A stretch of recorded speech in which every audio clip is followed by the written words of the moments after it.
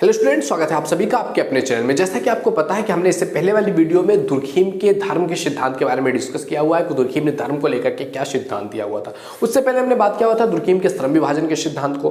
तो बेसिकली ये जो हम आज बात करने वाले हैं, it is the chapter number 8। अगर आप बात करोगे चैप्टर नंबर 8 बोल सकते हो, आप लेक्चर नंबर 8 बोल सकते हो, जिसमें दुर्खिम पर ही हमारी तीसरी लेक्चर है। पहले वीडियो में हमने श्रम विभाजन, सेकंड में धर्म के सिद्धांत, एंड आज हम बात करने वाले हैं दुर्खिम ने जो आत्महत्या को लेकर के सिद्धांत दिया हुआ उस सिद्धांत के बारे में। तो पिछली वीडियोस अगर आपने नहीं देखी है तो एक बार चैनल पे विजिट करके जरूर जाना, क्योंकि it is the most important channel. अगर आप एमए कर रहे हैं एंड आपने सोशियोलॉजी ले रखी है, आपने साइकोलॉजी ले रखी है, तो बहुत इंपॉर्टेंट है, आप जाकर के एक बार चेकआउट जरूर करो।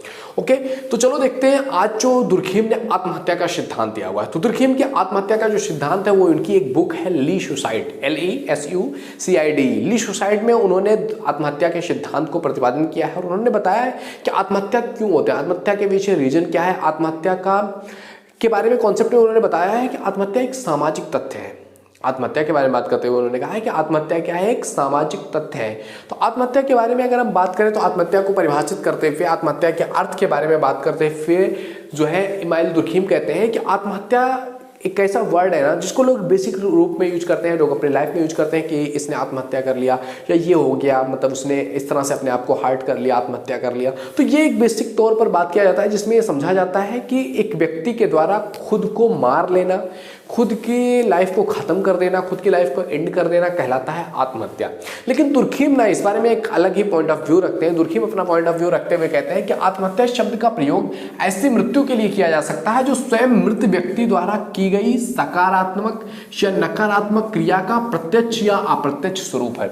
इसको समझना, इसमें उन्होंने बहुत बड़ी बात कही हुई है कि आत्महत्या जो है वो एक सामाजिक कार्य है, एक सामाजिक घटना है। और उसके बारे में उन्होंने कहा है कि आत्महत्या शब्द का प्रयोग हम ऐसी मृत्यु के लिए कर सकते हैं, ऐसी मौत के लिए कर सकते हैं जो कि स्वयं मृत व्यक्ति के द्वारा किया गया हो, यानी कि जो कि मृत व्यक्ति के द्वारा किया गया ऐसा कार्य हो, जो कि सकारात्मक और नकारात्मक दोनों तरह से हो सकता है। सकारात्मक और नकारात्मक, अब आप तो आपके माइंड में क्लिक होगा ना कि सकारात्मक कैसे होता है, कोई व्यक्ति अपनी जान ले रहा है, क्या ये सकारात्मक है, शायद ये नकारात्मक है। तो क्यों इस तरह से दो पॉइंट के बारे में दुर्खिम ने डिस्कस किया हुआ है। अब दुर्खिम बात कर रहे हैं तो कुछ ना कुछ इसमें पॉइंट ऑफ व्यू तो होगा ना दोस्त। एंड ये प्रत्यक्ष भी हो सकता है, अप्रत्यक्ष भी हो सकता है, तो आपको समझना है। और इसके बारे में थोड़ा सा डिस्कस करते हैं, आपको समझाता हूँ एग्जांपल्स के थ्रू कि ये क्यों लिखा हुआ है, दुर्खिम ने इस तरह से क्यों बात किया हुआ है। तो देखो, आत्महत्या सकारात्मक और नकारात्मक कैसे हो सकती है, इसके बारे में हम बात करेंगे आपसे यहाँ आत्महत्या के प्रकार के बारे में बात करेंगे एंड अच्छे से समझाएंगे। तो वीडियो में अंत तक बने रहिए जिससे कि आपको ये समझ में आ सके। प्रत्यक्ष और अप्रत्यक्ष रूप क्या है, इसके बारे में और डिस्कस करते हुए रेमंड ने इस सिद्धांत का विश्लेषण किया हुआ है। दुर्खिम ने सिद्धांत दिया और रेमंड महोदय ने इस सिद्धांत का विश्लेषण करते हुए सबसे पहला पॉइंट ये लिखा हुआ है कि आत्महत्या जो है ये दो प्रकार से इसको जो है किया जा सकता है। एक होता है प्रत्यक्ष और दूसरा अप्रत्यक्ष, जैसा इन्होंने यहाँ पर डिस्कस किया हुआ है। प्रत्यक्ष और अप्रत्यक्ष दो रूपों से आत्महत्या की जा सकती है, मतलब आत्महत्या को दिया जा सकता है अंजाम। इसमें उन्होंने कहा है सबसे पहली चीज कि प्रत्यक्ष वो आत्महत्या हो सकती है जहां पर व्यक्ति, एक मृत व्यक्ति जो है अपने आप को बंदूक की गोली पर रख करके, मतलब बंदूक पर रख करके खुद को शूट कर ले और वहीं पर उसकी मृत्यु हो जाए, वो कहलाएगा आपका प्रत्यक्ष। यहाँ पर डायरेक्टली दिख रहा है कि इस वजह से डायरेक्टली इसको गोली मारा गया, इसने अपने आप को गोली मार लिया है एंड वहां पर मृत्यु हो जा रही है, वो कहलाएगा आपका प्रत्यक्ष। एंड सेकंड जो आपका अप्रत्यक्ष, यानी कि कोई व्यक्ति है जो किसी भी वजह से, वो कोई भी वजह हो सकता है, सकारात्मक वजह हो सकती है, नकारात्मक वजह हो सकती है, उसके अपना माइंडसेट हो सकता है, किसी भी वजह से अगर व्यक्ति ने खाना पीना छोड़ दिया है, वो पोषण नहीं ले रहा है और जिसकी वजह से धीरे धीरे वो मर रहा है एंड काफी टाइम के बाद उसकी मृत्यु हो जाती है, तो ये भी अपने आप में एक प्रकार का सुसाइड है। बट ये क्या है, अप्रत्यक्ष, यानी कि डायरेक्टली नहीं दिख रहा है कि उसने अपने गन लगा लिया या फांसी लगा करके तुरंत उसका डेथ हो गया, नहीं दिख रहा है और शायद किसी को पता भी ना चले। एंड कोई व्यक्ति अगर है, उसको लग रहा है कि मेरी लाइफ खत्म हो गई है, मेरी लाइफ का कोई वजूद नहीं, मेरी लाइफ का कोई मतलब नहीं, मैं खाना पीना ही छोड़ देता हूँ। और वो काफी दिनों तक खाना पीना नहीं खाता, किसी को क्या पता चलेगा किसी की लाइफ में, हर कोई अपने अपने में मस्त है, होता है ना दोस्त, कि हर कोई अपनी अपनी लाइफ में मस्त है। वो कोई व्यक्ति नहीं खा रहा है, कुछ दिनों तक नहीं खाता है, अचानक से एक दिन रात में सोया रहता है और सुबह पता चलता है उसकी मृत्यु हो गई, तो फिर ये कहलाएगा, सबको पता है तो ये मौत हो गई, भाई मर गए। लेकिन वो अपने आप में एक तरह का सुसाइड है जो कि क्या है, अप्रत्यक्ष स्वरूप है। तो प्रत्यक्ष और अप्रत्यक्ष के बारे में तो आई होप आपको अच्छे से समझ में आ गया होगा कि प्रत्यक्ष और अप्रत्यक्ष क्या है। तो आत्महत्या का जो इन्होंने दुर्खिम में सिद्धांत दिया, इस पर उन्होंने निष्कर्ष क्या निकाला, इसके बारे में हम बात करेंगे। कहां पर, यहाँ पर मैंने बताया हुआ है, यहाँ पर हम बात करेंगे। तो आत्महत्या पर दुर्खिम ने क्या निष्कर्ष निकाला, दुर्खिम ने आत्महत्या पर निष्कर्ष निकालते हुए बताया है कि किसी एक जनसंख्या में आत्महत्या की आवृत्ति और उसका दर क्या आवृत्ति और उसका दर लगभग एक जैसा होता है। यानी कि कोई जनसंख्या अगर है, लोगों का एक समूह है, जनसंख्या है, उसमें जो आत्महत्या की आवृत्ति है, आवृत्ति को क्या कहते हैं, रिपीटेशन। क्या, रिपीटेशन, यानी कि जो रिपीट हो रहा है कि इतने दिन बाद आत्महत्या होता है, 1 घंटे बाद आत्महत्या होता है, 10 घंटे बाद आत्महत्या होता है, 1 दिन 2 दिन, मतलब जो एक रिपीटेशन है और उसका जो एक दर है कि कितने, 1 साल में कितने % लोगों की आत्महत्या कर लेते हैं, वो जो होता है वो लगभग एक जैसा ही रहता है। मैक्सिमम टाइम्स पर वो एक जैसा ही रहता है एक जनसंख्या में। मतलब जैसे कि अगर आप बात करो कि आज भारत में इस तरह से आत्महत्या के रेट बढ़ चुके हैं कि हर घंटे में एक स्टूडेंट सुसाइड कर रहा है, इतना ज़्यादा सुसाइड केसेस बढ़ रहे हैं। तो ये आवृत्ति और उसका दर जो होता है वो लगभग एक जैसा होता है। सेकंड कहा है कि आवृत्ति की यह स्थिति संपूर्ण समाज में देखी जा सकती है। यानी कि जो आवृत्ति होगी कि एक जनसंख्या है उसमें ये आवृत्ति है, इतने टाइम पीरियड के बाद, इतने टाइम के बाद एक व्यक्ति आत्महत्या करता है, तो वो क्या होगा, केवल एक छोटे से सेगमेंट में नहीं बल्कि वो संपूर्ण समाज में देखा जा सकेगा। अगला है आत्महत्या की दर मनमाने ढंग से नहीं बदलती है। इसमें जो भी उतार चढ़ाव होते हैं उसके पीछे कई सारे रीजंस होते हैं। दुर्खीम कहते हैं कि आत्महत्या का जो रेट है ना, कि आज 10 लोगों ने आत्महत्या कर रहे हैं, कल 50 लोग आत्महत्या करने लगेंगे, ये अपने आप में बदलती नहीं है कि मतलब अपने मनमाने ढंग से जब चाहा जब चेंज हो गया, नहीं। इसमें बहुत सारे उतार चढ़ाव होते हैं। कभी रेट ज़्यादा हो जाता है, कभी रेट थोड़ा सा कम हो जाता है, कभी ज़्यादा लोगों की आत्महत्या होती है, कभी कम होती है। उसके पीछे कई सारे कारण हो सकते हैं। फॉर एग्जाम्पल जब रिजल्ट्स आते हैं, बच्चों के रिजल्ट्स आते हैं, IIT के रिजल्ट्स हो गए, आपके UPSC के रिजल्ट्स हो गए, मतलब जो भी कॉम्पिटिटिव एग्जाम्स दे रहे हैं बच्चे, या फिर जो आपका रेगुलर कॉलेज एग्जाम है दे रहे हैं बच्चे, और तो उस टाइम पीरियड पर जब रिजल्ट आता है ना, उस टाइम पीरियड पर आत्महत्या के रेट बढ़ जाते हैं। क्यों बढ़ते हैं उसके पीछे भी रीजन है, एक्सपेक्टेशन होती है ना बच्चों की, मैं ये कर रहा हूँ, इतने दान मैंने लगाया हुआ, अपने माँ बाप का इतना रुपया लगा दिया है, मेरी लाइफ तो अब मतलब क्या मुंह दिखाऊंगा अपने माँ बाप को कि मतलब इतने साल उन्होंने मुझे इतना पैसा दिया, इतना रुपये मेरे पीछे खर्च किया, इतनी उनकी एक्सपेक्टेशन है मुझसे और मैं खरा नहीं उतर रहा हूँ। तो उस टाइम पीरियड पर रेट क्या हो जाता है, बढ़ जाता है। कई सारे ऐसे रीजन हो सकते हैं, कोई आर्थिक रीजन हो सकता है, कुछ भी चीज़ें, आर्थिक क्राइसिस आ गया, तो इस टाइम पीरियड पे भी बहुत सारे लोगों की मौत ऐसे हुई। जब कोरोना का टाइम आ गया, बहुत सारे लोगों की ऐसी मृत्यु हो गई, ऐसे आत्महत्या कर लिया लोगों ने। तो इसके पीछे क्या होता है, कई सारे कारण हो सकते हैं जिसकी वजह से इसमें उतार चढ़ाव है। इसको आत्महत्या को आप मनमाने ढंग से नहीं बदल सकते हो कि आपने चाहा और आत्महत्या का रेट बदल गया, ऐसा नहीं हो सकता है। तो इस तरह से इन्होंने आत्महत्या के बारे में बताया हुआ है। अब आत्महत्या के टाइप्स के बारे में बात करते हुए दुर्खीम क्या कहते हैं कि इसमें 3 प्रकार की आत्महत्याएं हो सकती हैं जो व्यक्ति समाज में देखने को मिलती हैं। इसमें सबसे पहला आता है आपका अहमवादी आत्महत्या।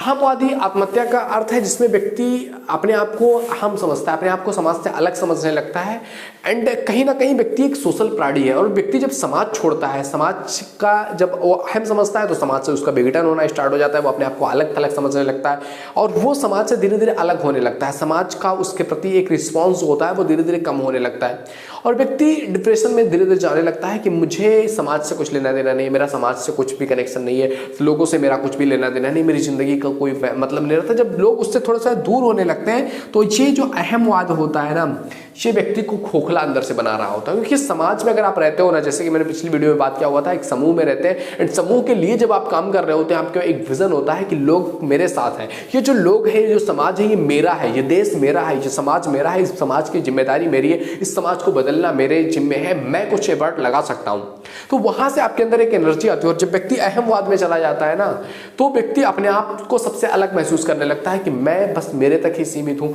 और यहाँ से व्यक्ति के अंदर एक सोशल बाइकाट आता है और जहाँ से उसके अंदर एक डिप्रेशन से आती है कि किसी को कोई फर्क नहीं पड़ता कि मेरी जिंदगी में क्या हो रहा है, मेरी लाइफ में क्या हो रहा है, मैं मेरी लाइफ में कहाँ पहुँच रहा हूँ, किसी को कुछ फर्क नहीं पड़ता, सब स्वार्थी है, सब अपने अपने में बिजी हैं, ऐसी दुनिया में रह करके क्या फायदा। इस तरह के मतलब कॉन्सेप्ट जब दिमाग में बैठने लगते हैं तो वहां से एक लेवल आता है आत्महत्या का और उस वजह से जब व्यक्ति आत्महत्या करता है तो वो कहलाता है आपका अहमवादी आत्महत्या, जिसको आप कह सकते हो नकारात्मक आत्महत्या, जहां पर व्यक्ति अपने आप को ही ग्लानि में महसूस करके अपने आप को ही नीचा दिखा करके आत्महत्या कर लेता है, वो कहलाता है नकारात्मक आत्महत्या।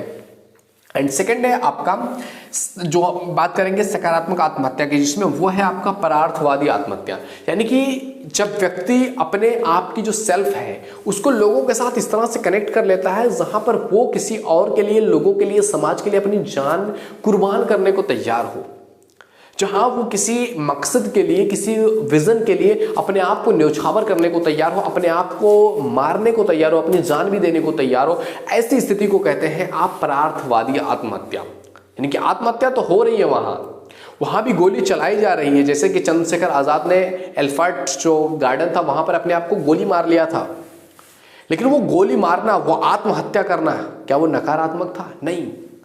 शहीद भगत सिंह ने अपने आप को फांसी लगा लिया। अब वो वहाँ से भाग सकते थे, अशफाक उल्लाह खान, शहीद भगत सिंह, वो वहाँ पर जो उन्होंने बम फेंका हुआ था वहाँ फेंक करके वहाँ से भाग सकते थे, लेकिन वहाँ पर खड़े होकर के अपनी जान की कुर्बानी दे दिया।